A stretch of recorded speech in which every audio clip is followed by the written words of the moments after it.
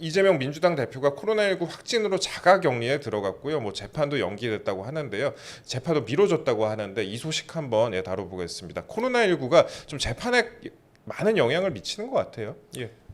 재판 일정엔 영향을 미쳤지만 예. 재판 내용, 즉 재판 결과에는 영향을 미치지 않을 것이다. 저는 예. 그렇게 보고 있고요. 재판 일정이 연기된 이 사건은 이재명 대표의 공직선거법 위반 혐의, 즉 허위사실 유포 혐의죠. 그렇죠. 예. 두 가지인데요. 하나는 대장동 사업 실무를 담당했다가 스스로 목숨을 끊었던 김문기 전 성남도시개발공사 처장을 모른다라며 허위 사실을 말한 혐의. 그랬었죠. 그리고 예. 또 한 가지는 백현동 불법 용도 변경 사건과 관련해서 국토교통부가 용도 상향을 협박했다라고 허위 발언한 혐의, 이 두 가지입니다. 예. 이 같은 공직선거법 위반 사건이 당초 오늘 피고인 신문이 예정돼 있었고요. 그렇죠. 오늘이었죠. 그렇죠. 그리고 다음 달, 즉 9월 6일 결심 공판이 열릴 예정이었는데 이재명 대표의 코로나 확진으로 2주가 연기가 됐습니다. 따라서 피고인 신문은 다음 달 6일로, 그리고 결심 공판은 다음 달 20일로 조정됐고요. 통상 결심부터 선고까지 약 한 달간 시간이 소요된다는 점을 고려하면 10월 정도로 예상됐던 선고 역시 약 2주 정도 수년될 가능성이 상당히 높다 하겠습니다. 이게 근데 뭐 코로나19에 걸리고 싶어 걸리는 건 아니고 뭐 당연히 쾌유를 빌어야겠지만 또 국힘 입장에서는 약간 이런 생각도 들 것 같아요. 왜 하필 지금 시기가.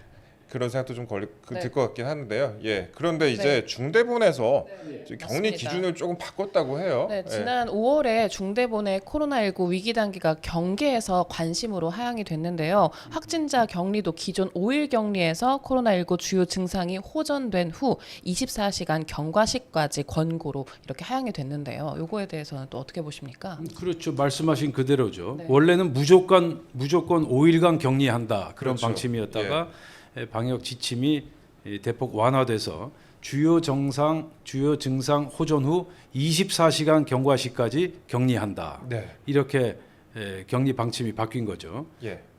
그런데 그 민주당 측 설명에 따르면 최근 코로나가 다시 유행하는 데다가 언제 증상이 호전될지 알 수 없는 상황이다. 따라서 국민의힘 측에 회담 연기를 요청했다고 설명했습니다. 예, 그렇습니다. 그러니까 아까 또 말씀하셨다시피 그 5일 격리에서 그 24시간 경과시까지로 이렇게 바뀌었다. 기준이 바뀌었다. 이렇게 우리 김세봉 칼럼니스트가 말씀을 하셨는데 그 일단 민주당에서는 지금 그래도 5일 격리하겠다 이런 입장인 것 같습니다. 그렇죠. 그 다른 재판 일정도 또 이제 수년이 돼가지고 아까 말씀하셨던 위원장님 말씀하셨던 10월 중에 선고가 예상이 됐던 건데 그 미뤄질 가능성이 좀 큰 것 같습니다. 그래서 위증교 사건이 아까 말씀하셨다시피 26일로 재판이 예정이 됐었는데 이재명 대표 측이 이 사건도 기일 변경을 또 신청을 했습니다. 지금 어떻게 될지는 모르겠는데요. 그 국힘 입장에서는 좀 시간이 급할 것 같아요. 예. 뭐 꼭 그렇지는 않고요. 예. 이 위증교사 사건 재판 역시 차질은 불가피할 것이다, 그렇게 전망되고 있고요. 예. 이 사건을 간단히 설명드리면 유죄로 판결난 검사 사칭 사건 기억하시죠? 예. 예, 검사 사칭한 사건. 이 사건에 대해서 이재명 대표가 자신은 억울하게 누명을 쓴 것이다, 이런 주장을 해서 허위사실 유포 혐의로 재판에 넘겨지지 않았습니까? 그렇죠. 예. 그런데 이 재판에 넘겨진 이후에 이재명 대표가 김병량 전 성남시장의 비서에게 위증을 교사했다라는 의혹을 받은 사건입니다. 예.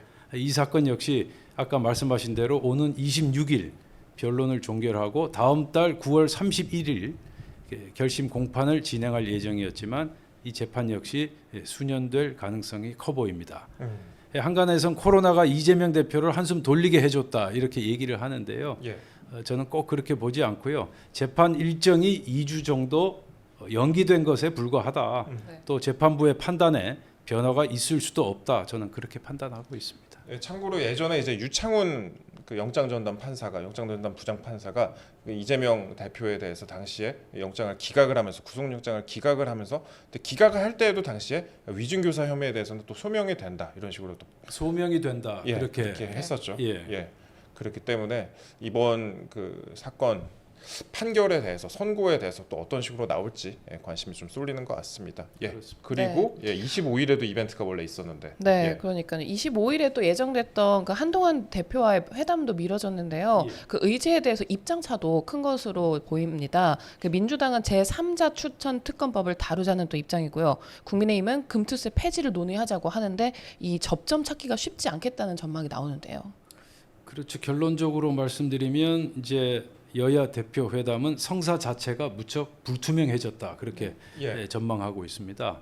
그렇게 보는 이유는 양측 간의 의제 설정, 회담 그렇죠. 형식을 둘러싸고 합의를 보지 못하고 있는 상황인데요. 그것도 문제지만 앞으로 여야 대표 회담 일정을 잡는 것조차 쉽지 않은 상황이다. 그렇게 판단되기 때문인데요. 예. 제가 설명을 좀 드리면 이제 8월을 넘겨서 9월로 접어들면 양당 모두 정기 국회에 대비한 의원 워크숍이 예정돼 있지 않습니까? 워크숍이 있겠네요. 예. 예, 의원 워크숍. 예. 그리고 이어서 9월 정기 국회가 개원하게 되면 여야 교섭단체 대표 연설. 예. 그리고 이어서 대정부 질문 이런 빡빡한 일정이 줄줄이 지금 예고돼 있습니다. 네. 그래서 날짜 잡기가 쉽지 않을 것이다. 예.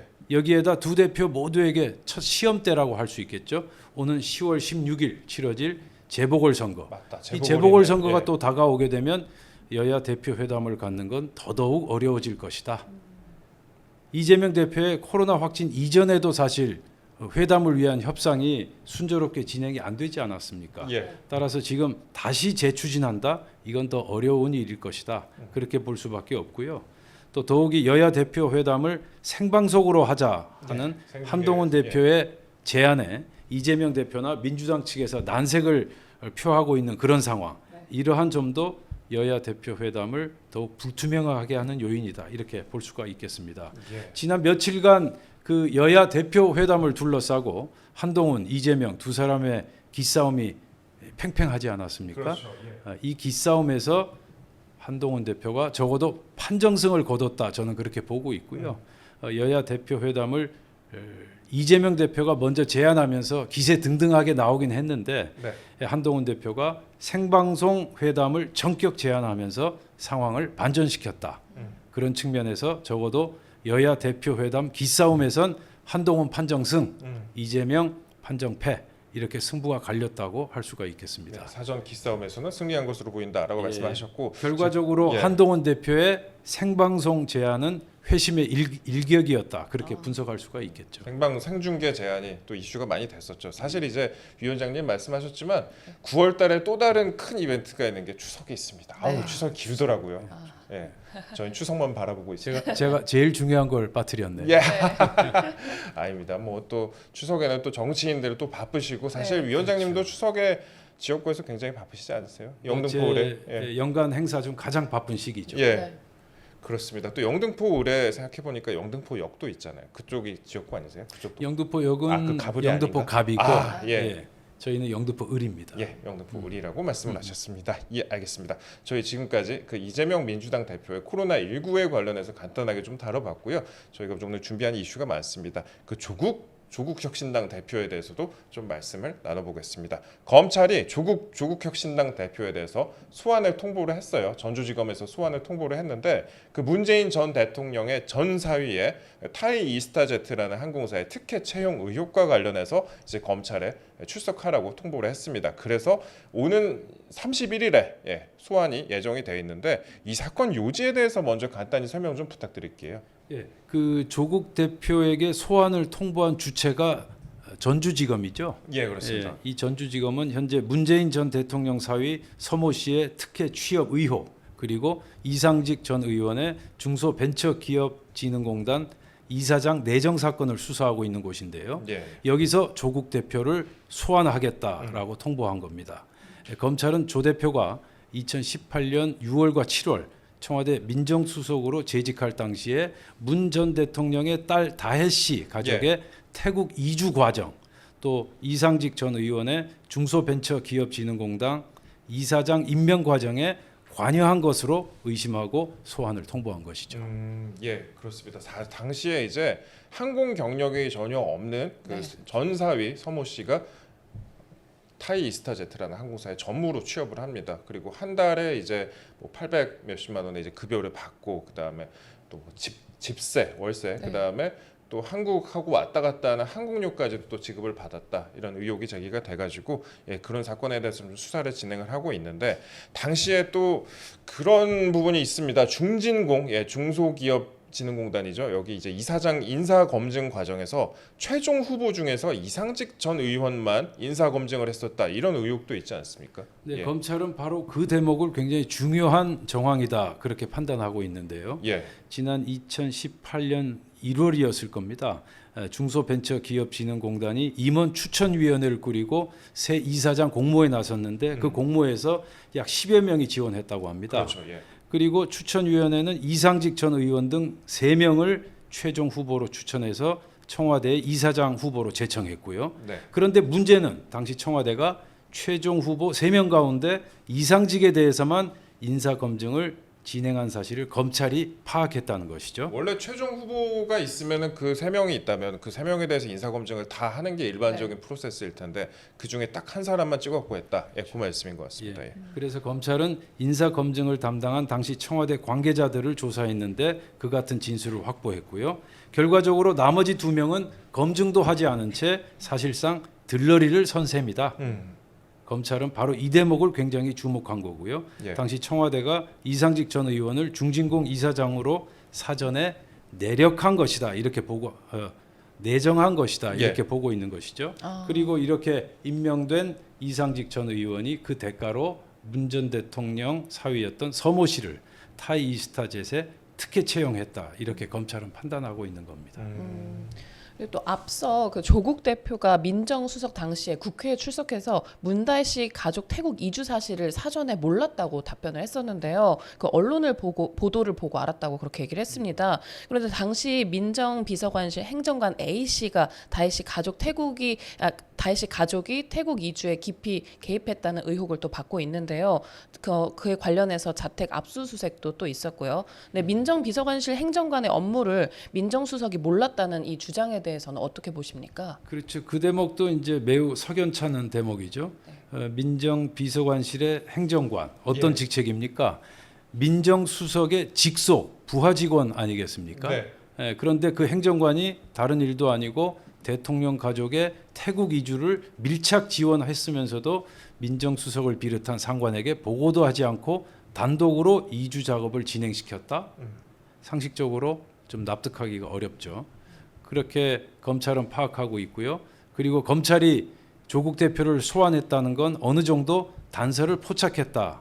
이렇게 또 보아야 하겠고요. 어찌됐든 임종석 전 비서실장에 이어서 조국 대표까지 소환한 걸 보면 검찰의 수사가 이제 마무리 단계로 접어든 게 아니냐 그렇게 짐작할 수 있겠습니다. 그 아까 말씀하셨던 그 행정관 A 씨라는 사람이 당시에 그 가족 담당하는 팀장이었다 그렇게 지금 보도가 나온 것 같습니다. 그래서 가족을 담당하는 대통령의 가족을 담당하는 팀장이었다 그렇게 보도가 나왔는데 사실 우리 이제 위원장님 아까 말씀하신 것 같이 소환은 사실 그 증거를 많이 수집을 해놓고 그 다음에 마지막에 부르는 게 소환이거든요. 그러니까 소환을 한다는 것 자체는 이미 어느 정도의 수사가 막바지에 다다르지 않았나 그런 식으로 관측이 되고 있습니다. 그리고 아까 말씀하셨던 그 민정비서관실에 있었던 행정관 A 씨가 그런데 현재 조국혁신당의 당직자로 또 근무를 하고 있다 그래요. 이 부분이 또 하나의 포인트인 것 같습니다. 예. 그 부분도 이제 주목할 부분이고요. 예. 그 행정관 A 씨에 대한 자택 압수수색이 실시된 시점이 예. 지난 5월쯤이었죠. 5월. 예. 검찰은 이 A 씨가 다혜 씨의 남편 서모 씨의 타이 이스타젯에 취업하는데 관여했는지 그 여부도 살펴봤다고 합니다. 네. 만일 이게 사실로 드러난다면 서 씨의 타이 이스타젯 취업 과정에 당시 청와대 민정수석실이 상당 부분 관여했을 것이다. 검찰은 그렇게 보고 있고요. 검찰은 또 당시 민정수석이었던 조국 대표를 소환해서 이 부분에 대해서도 집중적으로 조사할 걸로 전해지고 있습니다. 예, 그렇습니다. 그런데 또 이 부분이 또 임종석 전 실장도 얼마 전에 이제 검찰에 출석을 해가지고 모든 진술을 거부했다고 하고 본인의 SNS에도 이제 거부한다고 이제 조사받기 전부터도 그렇게 얘기를 했었고요. 조국 대표도 이번에 본인의 SNS에 뭐 모두 진술을 거부하겠다 이렇게 쓴 것 같아요. 그래서 이런 부분에 대해서 좀 어떻게 보세요? 정말 어이가 없죠. 예. 전형적인 내로남불의 전형이다 그렇게 말씀드리고 싶고요. 최근 임종석 전 실장 그 검찰의 소환 통보를 받고서 검찰의 불순한 정치 노름이다 이렇게 언급하지 않았습니까? 그렇죠. 예. 또 문재인 전 대통령의 최측근 윤건영 의원도 마찬가지죠. 인간 사냥식 수사다 이런 반응을 보였고요. 문재인 정권 때 적폐청산이란 미명 아래 얼마나 많은 사람들에게 피눈물을 흘리게 했습니까? 문재인 정권 5년 내내 이른바 적폐청산 광풍이 계속되지 않았습니까? 문재인 정권 초기 대다수 행정부처에 적폐청산 TF라는 예. 특별기구를 만들어서 그렇죠. 인민재판에 가까운 인권 유린을 자행했었죠. 네. 특히 그 국가정보원의 경우 어땠습니까? 전 현직 임직원 예. 무려 350여 명이 무더기로 검찰 수사를 받았고요. 350여 명. 예, 예. 350여 명. 공영방송사 KBS, MBC 여기에도 숙청에 피바람이 몰아치지 않았습니까? 예. 적폐청산하겠다면서 KBS에는 진실과 미래위원회, 또 MBC에는 정상화위원회라는 특별기구를 만들어서 선량한 직원들을 징계하고 해고하고 우리 방송사 직원들을 얼마나 많이 괴롭혔습니까? 조명 창고 보내기도 하고 그랬잖아요. 그랬죠. 예. 예. 문재인 정권 적폐청산 광풍에 스스로 목숨을 끊는 정말 안타까운 일도 속출했고요. 그래서 과거 자신들이 어떤 일을 저질렀는지 지금 새까맣게 망각한 것인지 아니면 일부러 외면하는 것인지 정말 되묻지 않을 수가 없고요. 오히려 문재인 정권 때 저질렀던 수많은 부정부패, 이 잘못된 일에 대해서 윤석열 정부의 검찰이 지나치게 미온적이다, 온정적이다, 사건 수사를 너무 오래 질질 끌고 있다 이런 지적까지 나오고 있는 상황 아닙니까? 예. 따라서 철저하게 사실과 법리에 입각해서 엄정하게 수사해야 한다라는 국민적 요구 또한 만만치 않은 상황입니다. 참고로 제가 말씀을 드리면 이 조국 대표가 본인의 SNS에 또 이렇게 썼어요. 그 언론 보도를 보면 검찰은 이 사건에서 문 전 대통령을 피의자로 규정을 하고 그 방향으로 사건을 몰아가고 있다. 이명박 정권은 지지율이 추락하자 검찰을 동원해 노무현 대통령에 대한 수사를 몰아붙였고 그 결과는 비극이었다. 이렇게 쓰면서요. 뒤에다 검찰이 오라고 하니까 갈 것. 무슨 언론 플레이를 할지 몰라 미리 밝히는데 저는 이상직 전 이사장도 문재인 전 대통령의 사위도 모른다 이렇게 덧붙였다고 합니다. 예, 그렇습니다. 사실 조사를 받으러 갈 때 그냥 가면 되는 건데. 네. 네, 그 결국에 그 민정수석이었던 이 조국 대표까지 소환을 하면서 문재인 전 대통령에 대한 뇌물 수사가 상당 부분 진행됐다는 분석이 나오는데요. 이 혐의가 드러나면 기소할 가능성이 있을까요? 기소 여부까지 전망하긴 상당히 조심스럽고요. 다만 확실해 보이는 건 예. 이번 사건은 그 위중함이 심상치 않다. 따라서 그 과거 울산시장 선거 청와대 개입 사건, 그렇죠. 예. 또 서해 공무원 피살 사건, 월성 원전 경제성 조작 사건 때처럼 문재인 전 대통령이 피해가기는 어려울 것이다. 이런 전망이 조심스럽게 나오고 있는 건 사실이고요. 예.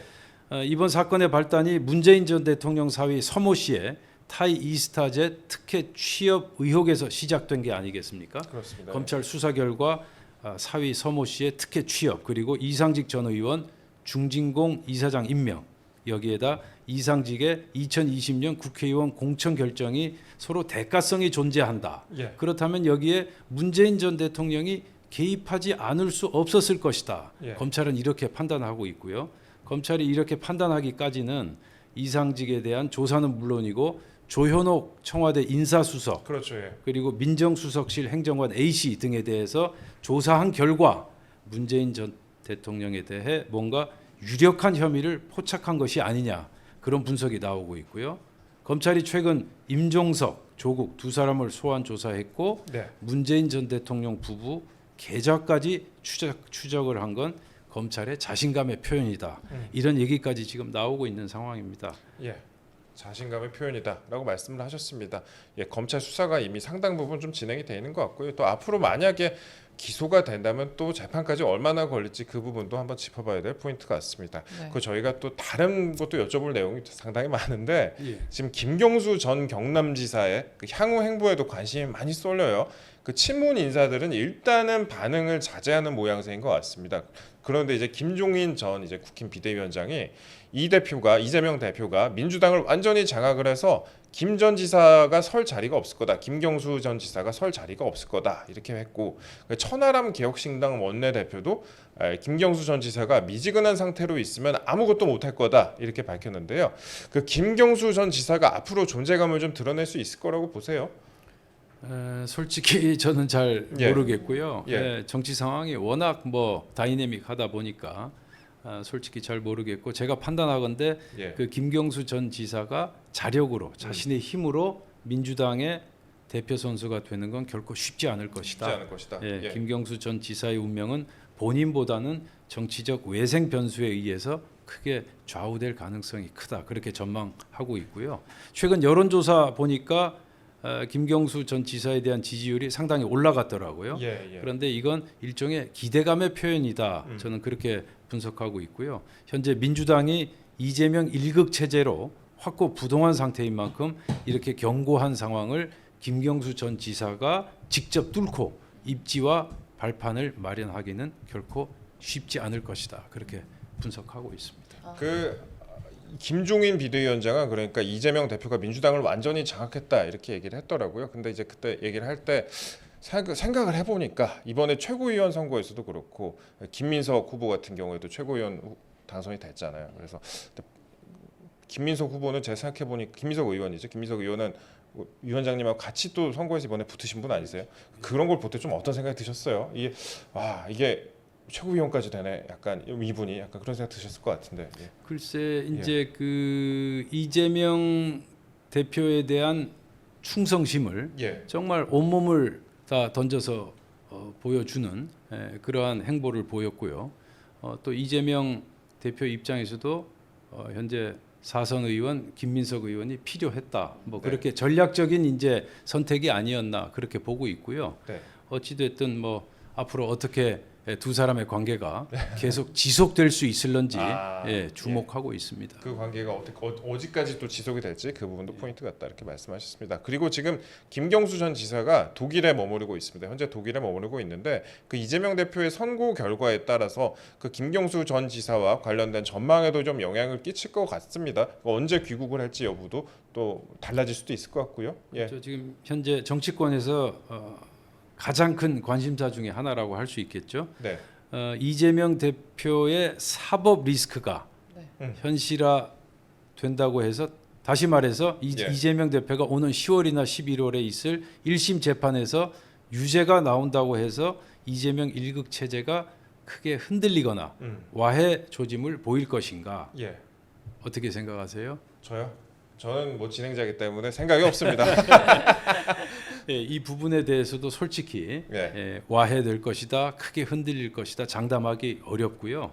어찌 보면 이재명 1극 체제는 대법원 확정 판결이 나오기 전까지는 예. 계속 유지될 가능성도 상당하다. 그런 분석도 나오고 있습니다. 다만 이재명 대표의 사법 리스크가 현실화되면 사면 복권으로 사법 리스크가 사라진 김경수에 대한 기대감은 좀 높아지겠죠. 네. 하지만 기대가 높아지는 만큼 견제도 공격도 상당히 많이 받을 것이다. 저는 그렇게 보고 있습니다. 네, 친문을 규합할 구심점이 될 수 있을지 여부에도 좀 관심이 쏠리고 있습니다. 예.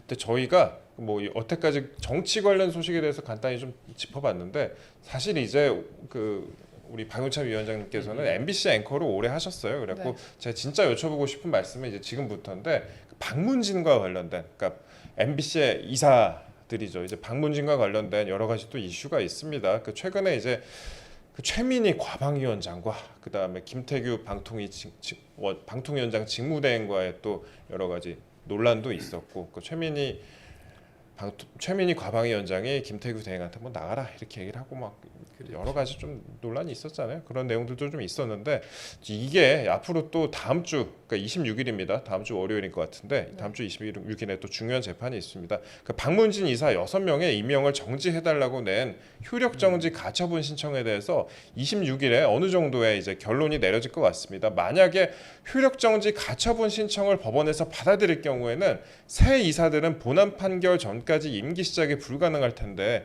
이거 어떻게 결과 나올 거라고 보세요?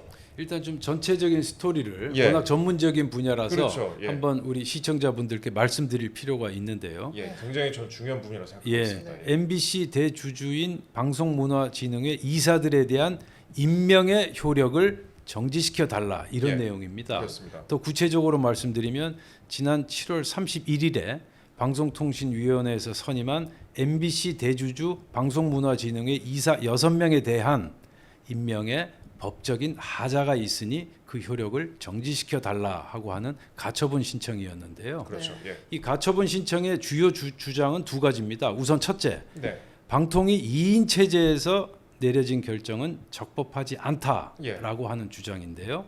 이 주장은 설득력이 전혀 없다는 게 법조계 대다수 의견입니다. 왜냐하면 현재 방통위 설치법을 보게 되면요. 2인 이상 방통위원 요구로 회의를 소집할 수 있다. 네. 그리고 제적위원 과반수 이상의 찬성으로 의결한다. 네. 이렇게 명백하게 규정이 되어 있습니다. 그렇죠. 예. 여기서 말하는 제적위원은 법정위원 정수, 즉 방송통신위원회 정수 5명을 말하는 게 아니라 현재 위원 신분을 가진 사람의 정수를 말하는 겁니다. 네. 따라서 7월 31일 현재 제적위원 수는 이진숙 방송통신위원장과 김태규 부위원장 2명이죠. 네. 그렇죠. 그런 만큼 그렇죠. 예. 그날 회의 소집은 방통위 설치법에 따라서 이진숙, 김태규 두 사람의 요구로 적법하게 소집된 것이고 이 두 사람이 과반수 찬성으로 박문진 이사 선임을 의결한 것이다. 네. 다시 말해서 법대로 한 것이다. 이렇게 봐야 할 거고요. 그리고 또 하나 제기된 문제가 박문진 이사 선임 과정, 즉 절차에 하자가 있다는 것인데요. 네. 다시 말해서 KBS, MBC 대주주인 KBS 이사 그리고 방송문화진흥의 이사에 지원한 83명에 대한 심의 의결을 1시간 남짓한 시간 만에 마무리한 것은 졸속 심사다. 이런 네. 주장인데 결론부터 말씀드리면 이 같은 주장은 사실에 부합하지 않는다. 아, 사실이 아니다. 예. 심의 의결 당일 7월 31일로 돌아가 보죠. 이진숙 위원장은 오전 9시에 출근해서 저녁 늦게까지 김태규 부위원장과 함께 8시간 가까운 시간 동안 충분히 이 심의 의사 과정을 진행했고요. 특히 이진숙 위원장은 방송통신위원장으로 지명된 예. 지난 7월 4일부터 어떤 사람들을 이사로 선택할 것인가 꾸준히 생각을 해왔다고 하고요. 예. 게다가 방송통신위원회가 어떻게 해서 이사진들을 선임할지 그 여부는 방송통신위원회의 자율적인 사항이다. 그런 점을 감안하면 현재 행정법원에 제기된 효력정지 가처분 신청은 기각되는 것이 마땅하다라는 게 법조계 대다수의 견해입니다. 가처분 신청에 대한 신문을 지난 19일에 하지 않았습니까? 예. 당시 판사가 일주일 안에 결론을 내리겠다 그렇게 언급했으니까 빠르면 오늘, 네. 오늘도 결론이 날 수도 있고요. 늦어도 다음 주 월요일엔 결론이 나올 것으로 전망되고 있습니다. 그 이진숙 위원장하고 또 위원장님하고는 또 가까운 사이로 제가 알고 있는데 그 이진숙 위원장님 말씀하시기로 이제 직무가 중단됐는데 증인을 채택한 건 또 권한 남용이다 이렇게 얘기를 하셨는데 그 부분에 대해서는 또 동의를 하세요? 어떤 말씀이시라고요? 그러니까 이진숙 위원장을 지금 직무를 중단을 시켜놨잖아요. 예. 그런데 또 증인으로는 또 그러니까 청문회 한다고 민주당에서 예 그러고 있는데 그 이거 권한 남용이라고 이렇게 얘기를 하셨는데 앞뒤가 안 맞는 예. 거죠. 예. 예. 이제 팔다리 다 잘라놓고 네. 또 국회 청문회에는 불러다가 네. 당신의 직무에 관해서 설명하라. 네. 그건 말이 안 되죠. 음. 그게 지금 현재 민주당의 민낯입니다. 네. 예. 예, 그 아까 이제 말씀하시기로 이제 법원에서 판단에 조만간에 할 것 같다. 이르면 오늘 아니면은 이제 뭐 월요일 정도까지는 할 것 같다 이렇게 말씀을 하셨습니다. 근데 일각에서는 혹시나 그 법관이 일각에서는 법조계에서는 뭐 국제인권법 연구회 소속이다 이런 얘기도 있더라고요. 그래갖고 혹여나 뭐 다른 판단을 내리는 거 아니냐 이런 얘기도 하고 있고 그러는데 앞으로 어떻게 될지 좀 지켜봐야 될 것 같습니다. 혹시나 그런데 신청을 받아들일 경우에는 근데 최소 몇 달간 그러니까 공영방송 상태가 지금 상태랑 똑같을 수도 있을 것 같은데 이거는 좀 어떻게 판단을 하세요? 그렇죠. 이제 인용될 가능성은 매우 낮다라고 매우 하는 낮긴 게 하지만, 예, 예. 법조계 다수 의견이고요. 왜 그런가 하니 사실과 법리를 보면 이건 인용될 수 없는 그러한 가처분 신청이다라는 게 법조계 대다수 의견인데 그럼에도 불구하고 가처분 신청이 인용될 경우에 어떻게 되는가 많은 분들이 질문하고 있습니다. 예. 자 그렇게 되면 현재 재직 중인 방송문화진흥회 이사들이 계속해서 그 직을 맡도록 되어 있습니다. 임기는 이미 종료된 상태거든요. 그럼에도 불구하고 새로운 이사진이 선임될 때까지 예. 계속 그 이사 임기를 연장할 수 있다. 따라서 그렇게 되면 MBC 정상화는 상당한 진통과 어려움을 겪게 될 것이다. 그렇게 말씀드릴 수 있겠습니다. 알겠습니다. 예. 제가 아까 이제 말씀드릴 때 그 국제인권법 연구회 소속이라는 뭐 의혹이 있다라고 말씀하셨는데 법조계에서 이제 그런 식으로 의혹을 말씀을 하시는 분들이 있다 이렇게 말씀드린 거지. 네. 뭐 그분이 그러고 또 어떤 소속이라고 어떤 소속인지 아닌지도 모르고요. 그다음에 어떤 그걸로 인해서 판단에 뭐 영향을 끼칠 수도 있다 아니다라는 말씀을 제가 드린 건 아니다 이렇게 말씀드리겠습니다. 높아심에 좀 설명을 좀 드리겠고요. 그러면 이제 네. 마지막으로 저희가 좀 다뤄볼 부분이 네. 방통위원 추천 관련된 네, 네, 부분인데 예. 그 최민희 과방위원장이 방통위원 2명을 추천하겠다고 이렇게 나섰는데요. 요것은 또 어떻게 해석을 하십니까? 결론부터 말씀드리면 정말 꼼수 중에 최고 꼼수다 그런 네. 말씀을 꼭 드려야 되겠고요. 참고로 방송통신위원회 정수는 대통령 지명 2인, 네. 예. 야당 추천 2인, 여당 추천 1인 이렇게 5명으로 구성되어 있지 않습니까? 네. 그런데 민주당은 그동안 야당목 2인을 추천해달라는 지속적인 요구에도 불구하고 그동안 전혀 꿈쩍도 하지 않고 있다가 지금에 와서 2명을 추천하겠다. 네. 이건 현재 불리한 상황을 자신들에게 유리하게 반전을 시키려고 하는 정치적 책략이다. 그렇게밖에 볼 수 없고요. 현재 골석 상태인 야당 추천 2인 그리고 여당 추천 1인이 방송통신위원회에 들어오게 되면 김태규 부위원장까지 포함해서 모두 4명이 되지 않습니까? 그렇죠. 예. 방통위 구도가 여당 2명, 야당 2명 이렇게 되게 되는데요. 그런데 한간에 들려오는 얘기로는 이런 구도가 되면 민주당에서 김태규 부위원장에 대해서 탄핵 소추안을 제기해서 업무를 정지시킬 것이다. 그러니까 지금도 사실 이진숙 위원장에 대해서 정지를 시켜놨는데 똑같은 방법으로. 예, 똑같은 방법으로 그래가지고 그러면 2대 0이나 2대 1을 만들어 놓겠다. 그 바로 말씀이죠. 그거죠. 예. 그렇게 해서 민주당 2명, 예. 또 여당 1명 구도, 다시 말해서 민주당이 우세한 그런 구도를 만들려고 할 것이다. 이런 전망까지 지금 나오고 있는 상황이고요. 그 국힘에서 어떻게 좀 대응을 예. 네. 대응 방법은 그런 일이 발생하지 않도록 예. 결국 방송통신위원회에 대한 임명은 대통령이 가지고 있습니다. 그렇습니다. 따라서 민주당에서 2명을 추천하더라도 여러 가지 종합적인 상황을 감안해서 임명하지 않는 것이 온당하지 않겠나 저는 그렇게 보고 있고요. 지금까지 민주당 행태를 보면 충분히 예상 가능한 시나리오다. 저는 그렇게 생각하고 있고 민주당이 정말 방송통신위원회를 정상화시킬 의지가 있다면 현재 탄핵 소추돼 있는 이진숙 방송통신위원장에 대한 탄핵 소추안을 철회해야 된다. 네. 그 작업이 우선되어야 한다. 저는 그렇게 꼭 말씀드리고 싶습니다. 자, 유 원장님께 꼭 한번 여쭤보고 싶었는데 뭐 질문지에 있는 내용은 아닌데요. 이제 MBC에 예전에 근무를 하실 때 여러 가지 일을 겪으셨잖아요. 예. 문재인 정부 초기에 들어서 가지고 여러 가지 일을 참 겪으셨다는 말로밖에 설명이 잘 안 되는데 당시에 이제 뭐 민주당 정권에서 당시에 MBC에 했던 그런 모습과 또 최근에 문재인 정부가 들어서 가지고 또 박문진 이런 이사 임명 과정 등등 비춰봤을 때 좀 왜 민주당만큼 못할까 이런 생각도 좀 하실 것 같은데요. 좀 어떻게 보면은 지금 정권이 절반 정도 지나가고 있는데 그 박문진 이사 임명에 대해서도 이렇게 힘을 못 쓰고 있나 이런 생각도 좀 드실 것 같아요.